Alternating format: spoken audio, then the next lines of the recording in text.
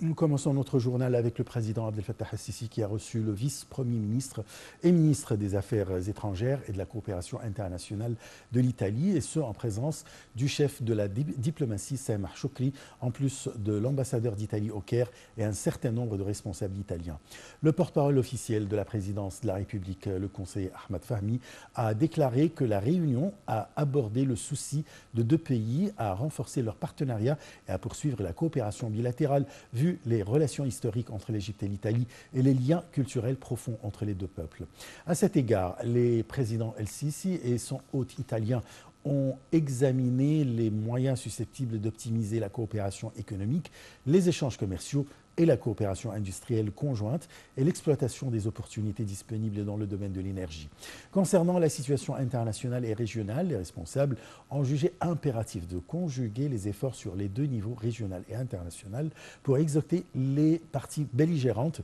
à une accalmie pour arrêter les fusions de sang et protéger les civils innocents des atrocités du désescalade de la violence. Le président El-Sisi a reçu le PDG de la compagnie italienne Danelli et en présence du Premier ministre Mostafa Madbouli ainsi que d'autres hauts responsables italiens et égyptiens. La rencontre a porté sur les horizons de la coopération entre l'Égypte et l'entreprise italienne qui s'avère l'une des sociétés mondiales les plus célèbres spécialisées dans la production de l'acier. Dans ce contexte, le patron de la compagnie a annoncé son intention d'accroître les activités de l'entreprise italienne en Égypte et ce en se lançant dans la création des complexes industriels ainsi que de la technologie verte à la lumière de la présence des opportunités d'investissement en Égypte. Pour sa part, le président El-Sisi a assuré l'intention de l'Égypte de développer les voies de la coopération avec la société Danelli ainsi que d'autres sociétés italiennes. Plus tôt dans la journée, le président El-Sisi avait reçu aujourd'hui un appel téléphonique du sultan d'Oman, Haitham Ben Tariq. L'appel a porté sur l'évolution de l'escalade actuelle entre les parties palestiniennes et israéliennes à la lumière des graves répercussions sur la sécurité et la stabilité de la région et l'escalade des souffrances humaines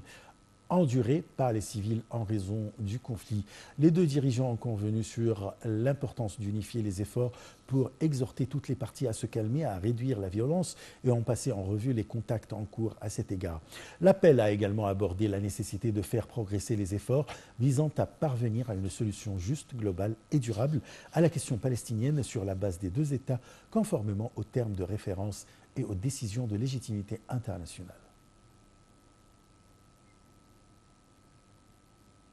Le président El-Sisi a également reçu un autre appel téléphonique de l'émir du Qatar, Sheikh Tamim Ben Hamad Al Thani, pour discuter des derniers développements de l'escalade militaire sur la scène palestino-israélienne. Les deux leaders ont passé en revue les contacts intensifs en cours avec les différentes parties concernées pour appeler à l'atténuation de l'escalade et à l'instauration du calme afin d'éviter les effusions du sang et pour protéger les civils qui subissent de grandes souffrances humanitaires lors de la poursuite des opérations militaires. Ils ont mis l'accent sur la nécessité de promouvoir la réalisation d'une paix juste dans la région basée sur la solution à deux États conformément aux références pertinentes de la légitimité internationale.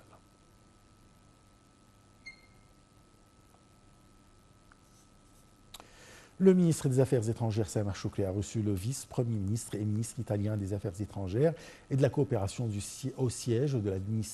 du ministère des Affaires étrangères. Shoukry a examiné avec son interlocuteur italien les figures de la coopération entre les deux pays. Ils ont aussi discuté des moyens de mettre fin à l'escalade. Shoukry a par ailleurs discuté avec le haut responsable italien de nombre de dossiers d'intérêt commun, à leur tête la cause palestinienne.